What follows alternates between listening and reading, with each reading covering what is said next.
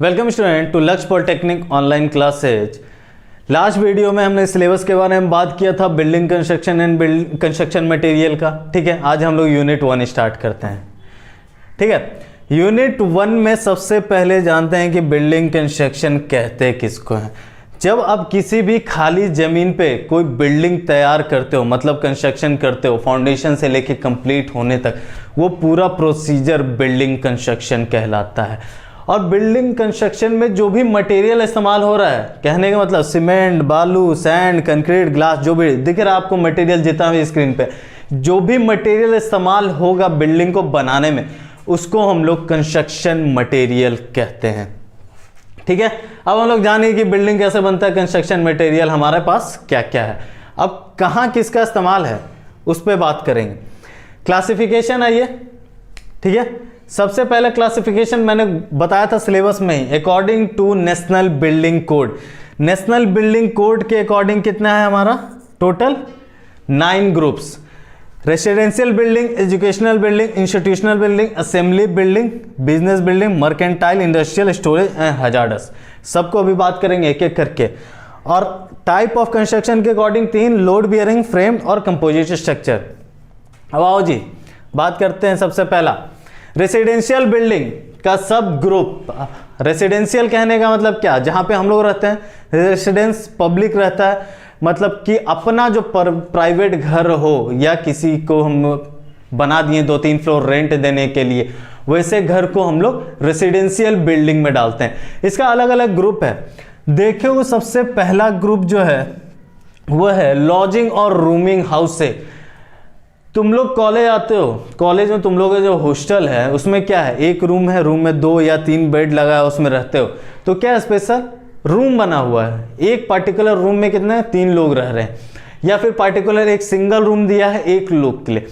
उस टाइप का घर को हम लोग A1 में क्लासिफाई करते हैं रेसिडेंशियल का। यहाँ पे का कुछ पिक्चर तुम लोग को दिख रहा होगा कि तुम लोग के हॉस्टल सा नजर आ रहा है, 2 बेड लगा है, दोनों साइड टेबल और कुर्सी लगा है, कुछ इसी टाइप का लॉजिंग और रूमिंग हाउसेज के लिए इसका कंस्ट्रक्शन हो रखा है।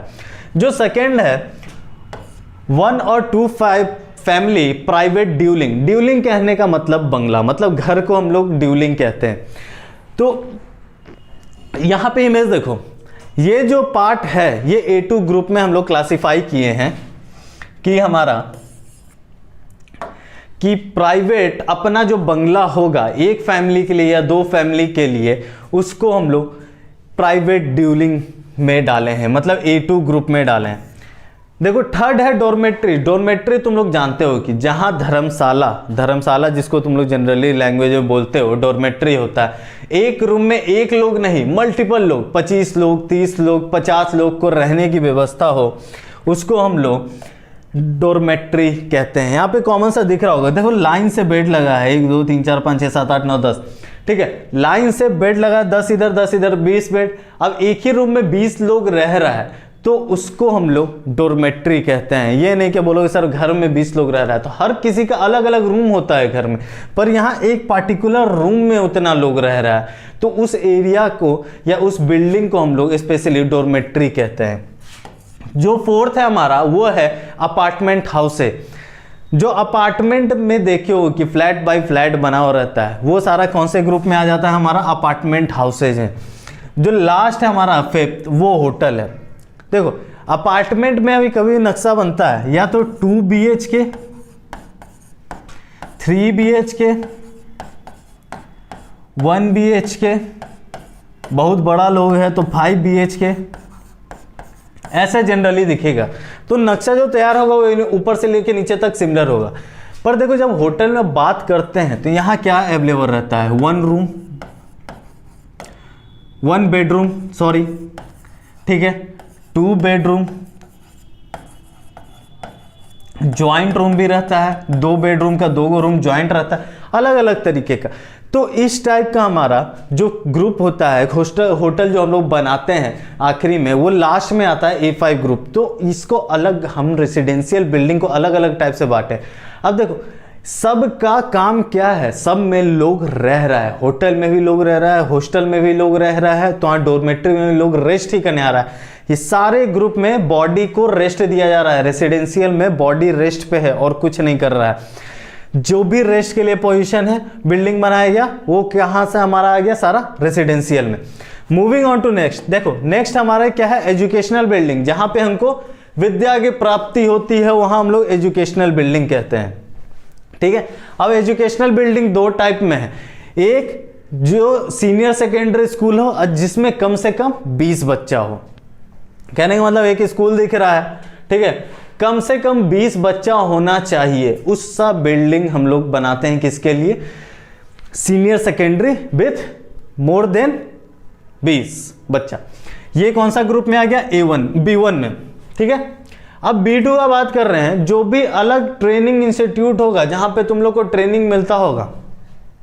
सिविल में जनरली तुम लोग फील्ड पे रहते हो तो फील्ड पे ट्रेनिंग मिलता है। अगर देखो किसी कंप्यूटर वाले ब्रांच पे जाओ तो उन लोगों को कहीं एक प्रॉपर ट्रेनिंग सेंटर है जहाँ पे पाइथन सीखता है। नहीं तो सिविल में जाते हो, ऑटोकैड सीखने जाओगे किसी प्राइवेट सेंटर पे, तो वहाँ एक प्राइवेट प्रॉपर इंस्टीट्यूशन है जहाँ पे ट्रेनिंग दे रहा है। अब वो ऐसा बिल्डिंग जहाँ पे 100 से ज़्यादा स्टूडेंट का ट्रेनिंग हो रहा है, उस बिल्डिंग को हम लोग किस कैटेगरी में डालें, एजुकेशनल के B2 ग्रुप में डालें हम लोग वैसे बिल्डिंग को।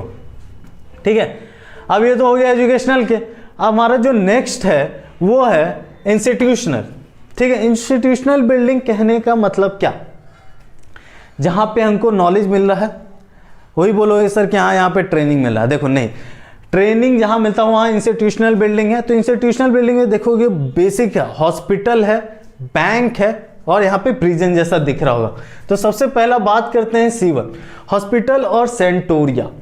देखो दोनों में डिफरेंस है। हॉस्पिटल हम लोग शॉर्ट टर्म इलाज के लिए इस्तेमाल करते हैं, सेनेटोरिया में जब किसी की बीमारी बहुत ज़्यादा हो जाती है, मतलब लंबे समय तक चलती है, फिर किसी का कैंसर है, किसी को मतलब कि ऐसा बीमारी है जो साल 2 साल 3 साल 4 5 10 साल 15 साल चले, वैसा उसको ट्रीटमेंट कराना है तो वो सेनेटोरिया जाता है। लेकिन जो शॉर्ट टर्म बीमारी है 1 साल 2 साल 3 साल के लिए जा रहा है, वो लोग हॉस्पिटल जाते हैं।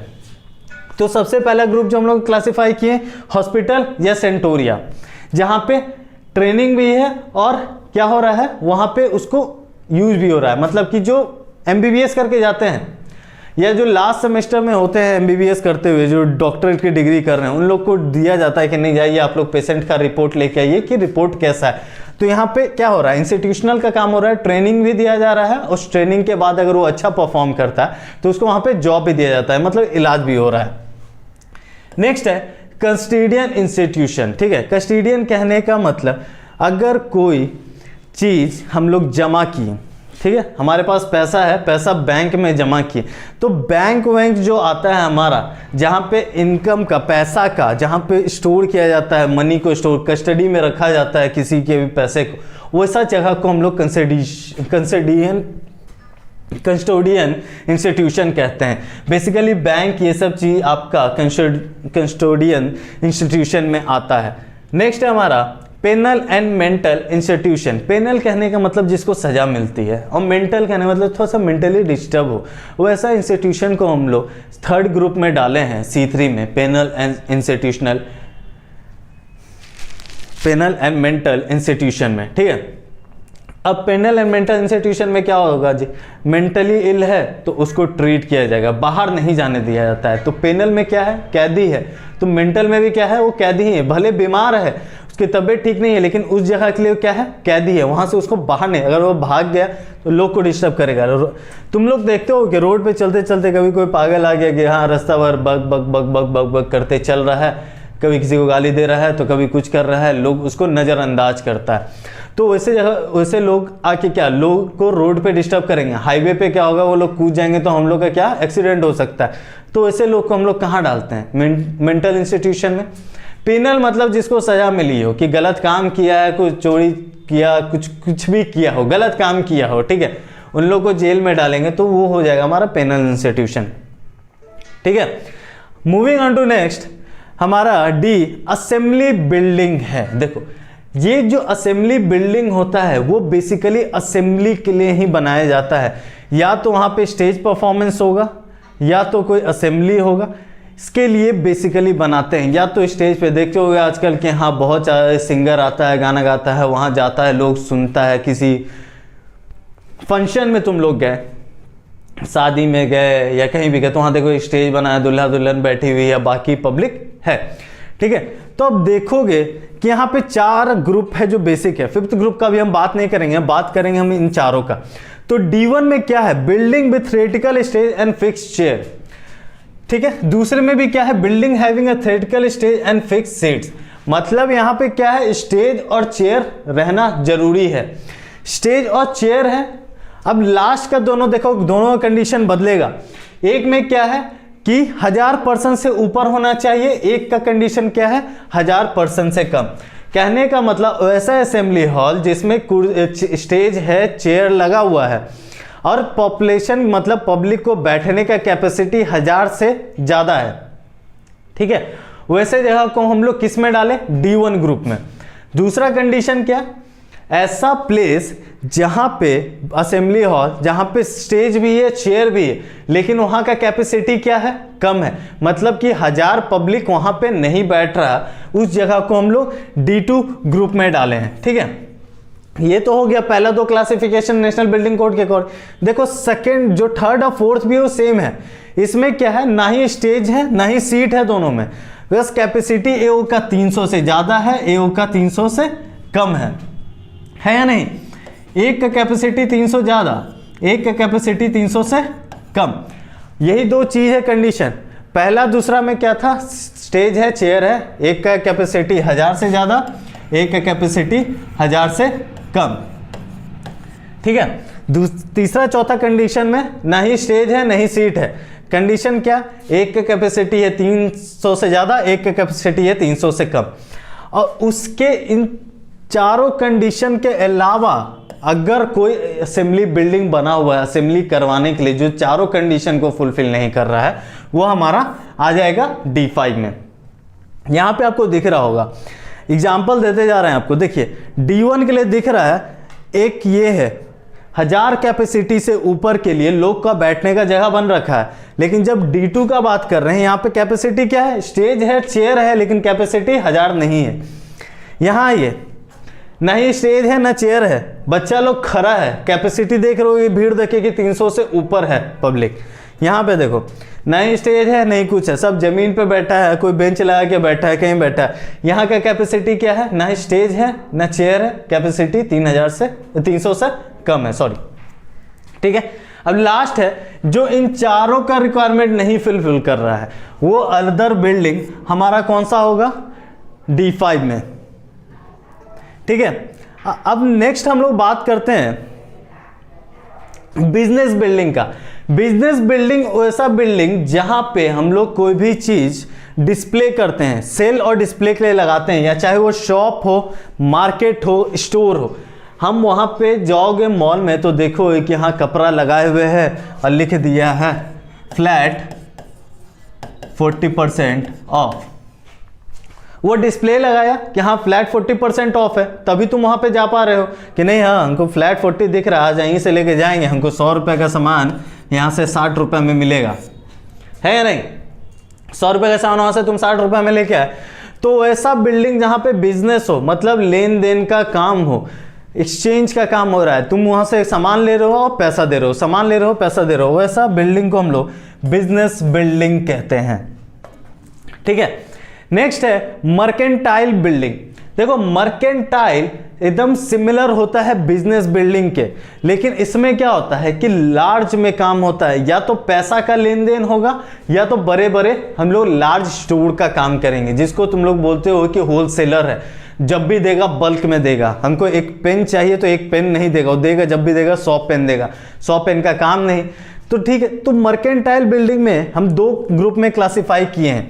एक जो shop store market area up to 500 metre square, मतलब 500 मीटर स्क्वायर तक का जो भी एरिया होगा शॉप स्टोर और मार्केट के लिए, मतलब एक शॉप कितना 500 मीटर स्क्वायर का, एक स्टोर कितना 500 मीटर स्क्वायर का, मार्केट कितना है 500 मीटर स्क्वायर, उस जगह को हम लोग मर्केंटाइल के फर्स्ट ग्रुप में रखेंगे। दूसरा है जो भी एरिया अंडरग्राउंड शॉपिंग सेंटर या डिपार्टमेंटल स्टोर हो, एरिया कितना 500 मीटर स्क्वायर से ज्यादा, ठीक है, 500 मीटर स्क्वायर से जिसका भी एरिया ज्यादा होगा वो किस में जाएगा, हमारा F2 ग्रुप में। ये दो बेसिक सा ग्रुप है मर्केंटाइल का। बिजनेस तुम जान रहे हो, बिजनेस जहां पे तुम लेन देन कर रहे हो, कोई भी दुकान का ना साइज 500 मीटर स्क्वायर नहीं होता है, max to max 100 metre square से भी कम होगा, 100 मीटर स्क्वायर भी बहुत ज़्यादा है, ठीक है। तुम मॉल में देखोगे तो सब चीज़, बिजनेस बिल्डिंग में जहां हम लोग लेन देन का काम कर रहे हैं, मतलब हम सामान ले रहे हैं, पैसा दे रहे हैं। लेकिन जब मर्केंटाइल में आते हैं, हमारा दो ग्रुप है। मर्केंटाइल में हमारा लार्ज, या तो पैसा का लेन देन होगा या तो लार्ज क्वांटिटी में मटेरियल का लेन देन होगा। इसमें दो ग्रुप है, ठीक है। एक है शॉप स्टोर मार्केट है जिसका एरिया कितना होगा 500 मीटर स्क्वायर, और दूसरा है अंडरग्राउंड जिसमें कितना होगा एरिया 500 मीटर स्क्वायर से ज्यादा, ठीक है। क्लियर है। अब देखो नेक्स्ट मूव करते हैं, जो हमारा जी ग्रुप है वो है इंडस्ट्रियल बिल्डिंग। अब देखो इंडस्ट्रियल बिल्डिंग को हम लोग बेसिक सा 3 पार्ट में क्लासिफाई किए हैं, लो, मॉडरेट और हाई, ठीक है। कोई भी चीज लो, मॉडरेट, हाई, तुमको दिख रहा होगा कि यहाँ जो कपड़ा का इंडस्ट्री है, ये कपड़ा का इंडस्ट्री में ज़्यादा ये नहीं है, पॉल्यूशन नहीं होता है, क्योंकि वहाँ पे कपड़ा सिला जा रहा है, बनाया जा रहा है, ज़्यादा पॉल्यूशन नहीं है। तो ये लो हजार्ड बिल्डिंग में हम लोग इंडस्ट्रियल बिल्डिंग में इसको डाले हैं। मतलब कौन सा ग्रुप में, G1 ग्रुप में। इंडस्ट्रियल में सबसे पहला लो हजार्ड में, ठीक है। इसमें एक चीज़ और तुम लोग देख रहे होगे, लोड तुम्हारा कंपोजिट स्ट्रक्चर का, बीच बीच में लाइनिंग बना हुआ है कॉलम का, और साइड में वॉल है हमारे पास। तो साइड वाला वॉल किस चीज का काम कर रहा है, लोड बियरिंग का, बीच में तुम्हारा फ्रेम स्ट्रक्चर का, तो वो कॉम्बिनेशन है दोनों का, तो इसलिए कंपोजिट स्ट्रक्चर। अभी बात करो, देखो इधर लो हजार्ड बिल्डिंग, देखो जनरली देखो कि ये सब जहां पे कपड़ा उपड़ा बिनता है तो ये लोग कम हजार्ड फैलाता है, क्योंकि कपड़ा फेंकना नहीं है।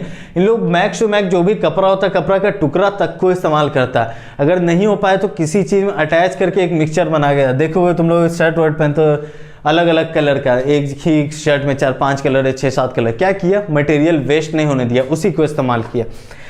नेक्स्ट आता है हमारा मॉडरेट में, ठीक है। अब मॉडरेट जो है हमारा मीडियम में, मतलब कि लो से थोड़ा सा ज़्यादा, हाई से कम, उन दोनों के बीच में जो रहेगा वो ऐसा पॉल्यूशन।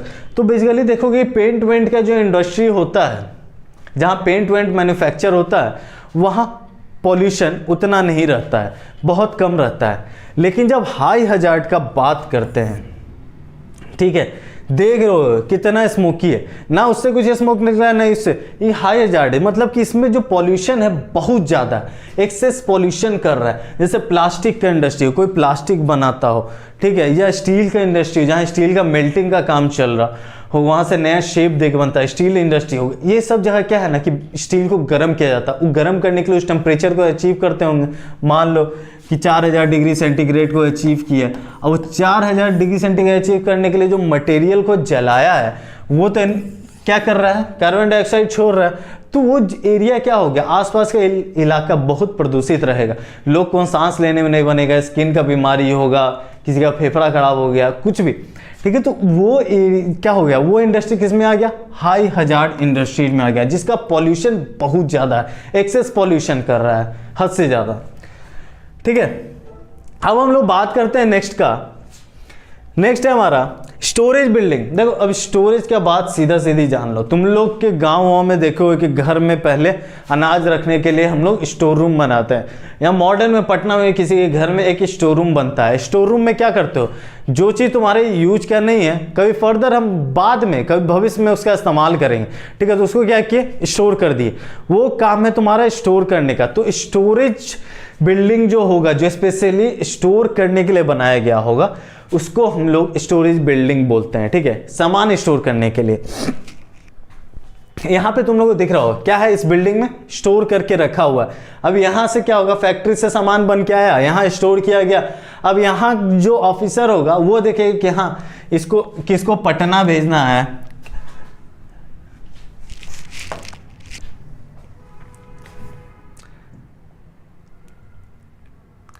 ठीक है, किसको पटना भेजना है, किसको गया भेजना है, वो आके यहाँ पे सुपरवाइजर होगा या जो मैनेजर होगा स्टोर का वो देखेगा। पर हम लोग जब बात कर रहे हैं, नेक्स्ट है हजार्डस बिल्डिंग, जो सबसे आखिरी है। 9 ग्रुप बताए थे A to I, जो लास्ट है हजार्डस बिल्डिंग। हजार्डस बिल्डिंग में क्या हुआ था, इनफ्लेमेबल, ठीक है, जो जलने वाला पदार्थ हो, ठीक है, जो चीज जल जाए या एक्सप्लोड कर सकता है। जैसे तुम पटाखा लेके आते हो, दिवाली के समय पटाखा लेके आए, या तुम कुछ स्टोर करके रखो, LPG जहां रखा हुआ, मतलब कि जो गैस सिलेंडर रखा जाता है, या फिर तुम समझ लो कंबसिबल सामान, कोई भी चीज, लकड़ी उकड़ी कहीं रखा गया, वो सब जगह को हम लोग क्या बोलते हैं, ठीक है, एक्सप्लोसिव चीज, जो मतलब मेन है कि जल सकता है, तुरंत आग लग जाए, तुरंत कुछ हो जाए, वो सब जगह हमारा क्या आ जाएगा, हजार्डस बिल्डिंग में। तो देख रहे हो LPG स्टोरेज के लिए प्रॉपर एरिया बना हुआ है, ठीक है। अब ये जो प्रॉपर एरिया बना हुआ है स्टोरेज के लिए, यहाँ तो बस LPG स्टोर है, ये जो एरिया देख रहे हो कि जमीन के अंदर बनाया हुआ है, ये किसके लिए पता है, ये स्पेशली फायर वर्क के लिए बनाया हुआ है या एक्सप्लोसिव के लिए, जो गवर्नमेंट इस्तेमाल करेगी। तुम लोग नहीं बनाओगे, यानी कि स्टोरेज बना के नीचे ला के डायनामाइट रखे हुए हैं, ग्रेनेड रखे हुए हैं, ये सब चीज सिर्फ गवर्नमेंट बना सकती है, ठीक है। अब ये तो बना लिया गवर्नमेंट ये सब।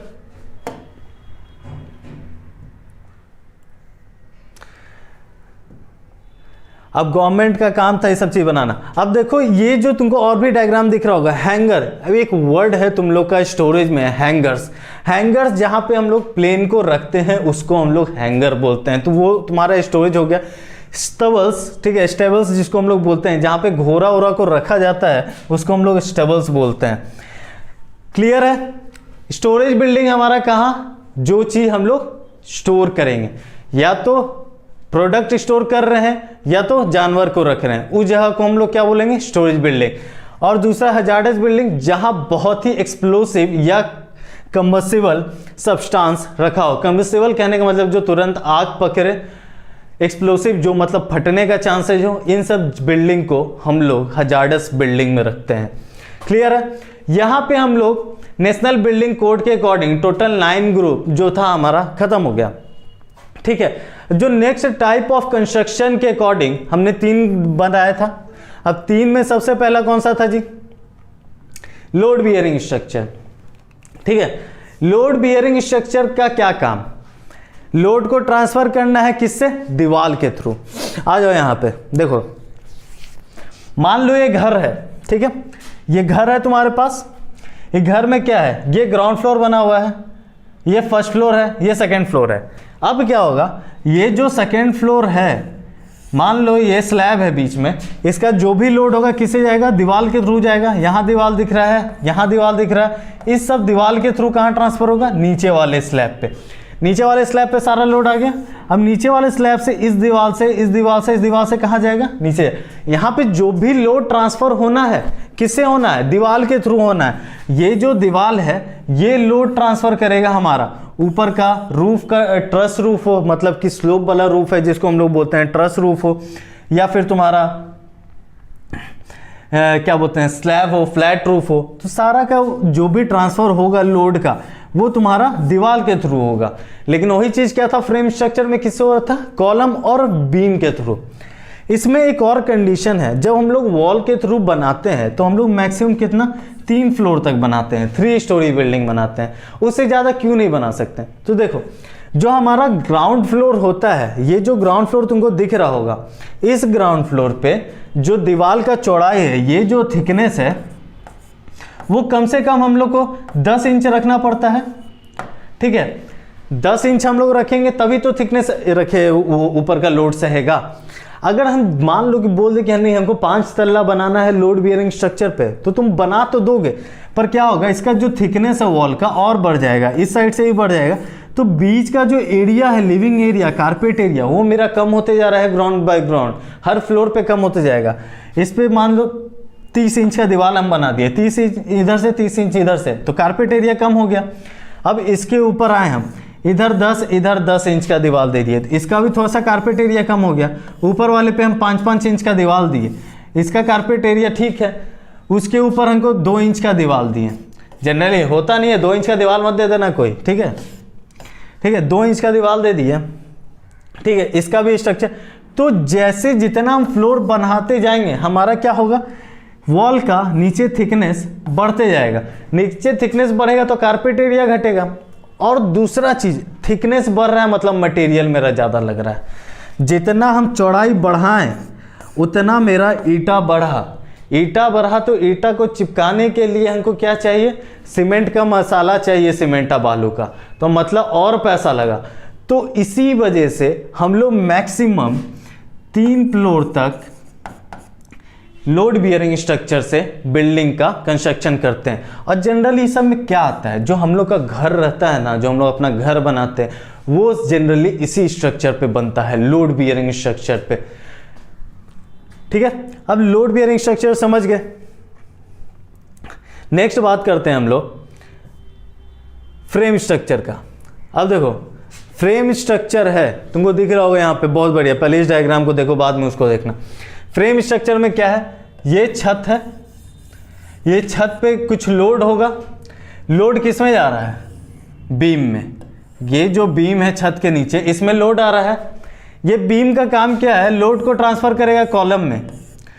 यहाँ ये मान लो इस पॉइंट पे लोड पड़ा, ये जो लोड था इसको कहाँ से नज़दीक मिला, ये कॉलम नज़दीक मिला, इधर ट्रांसफर हुआ।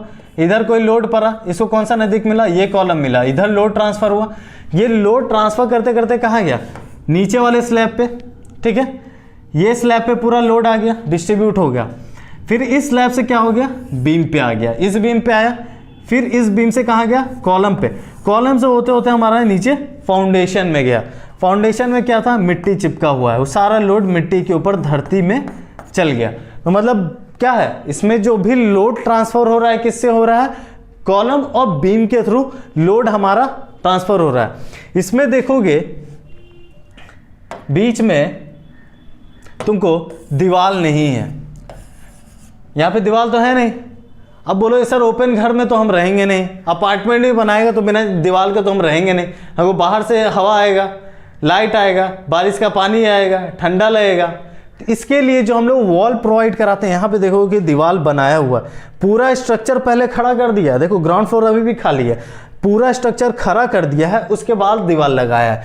कहने का मतलब अगर इसमें दीवार लगाओगे, ठीक है, तो भी इस दीवार के ऊपर कोई लोड नहीं आएगा। तो तुम चाहे यहाँ 5 इंच का दीवार लगाओ या 10 इंच का दीवार लगाओ, कोई फर्क नहीं पड़ेगा। तो इसमें यही चीज़ है, जो कारपेट एरिया, अगर हम 5 इंच का दीवार लगा रहे हैं दोनों तरफ, तो हमको जो कारपेट एरिया इसमें मिलेगा नीचे, वही कारपेट एरिया इसमें ऊपर जितना फ्लोर बनेगा उतना ही कारपेट एरिया मिलेगा। मान लो 1200 मीटर स्क्वायर हमारा कारपेट एरिया मिल रहा है दीवार 5 इंच का लगाने के बाद। तो ये नहीं है कि ग्राउंड फ्लोर पे हमारा कारपेट एरिया अलग होगा, ऊपर अलग होगा, ऊपर अलग होगा, पूरे में सेम होगा। लेकिन जैसे ही लोड बियरिंग स्ट्रक्चर का हम लोग बात करेंगे, तो लोड बियरिंग में क्या है, दीवार का थिकनेस बढ़ गया तो हमारा क्या हो गया, ग्राउंड फ्लोर का कारपेट एरिया घट गया।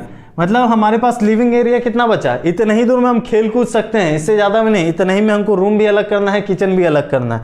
पर यहाँ पे क्या है, 200 मीटर स्क्वायर हमको ज़्यादा मिल रहा है, तो हम थोड़ा सा रूम का साइज भी बढ़ाएंगे, थोड़ा सा किचन भी बढ़िया बनाएंगे, बाथरूम भी बढ़िया बनाएंगे। तो यही डिफरेंस है। लेकिन हम लोग इसको इस्तेमाल कहाँ करते हैं, बड़ा स्ट्रक्चर बनाने में, क्योंकि कॉस्ट ऑफ कंस्ट्रक्शन इसमें ज़्यादा होता है। जो बनाने का खर्च है लोड बियरिंग के अकॉर्डिंग फ्रेम स्ट्रक्चर में ज़्यादा होता है।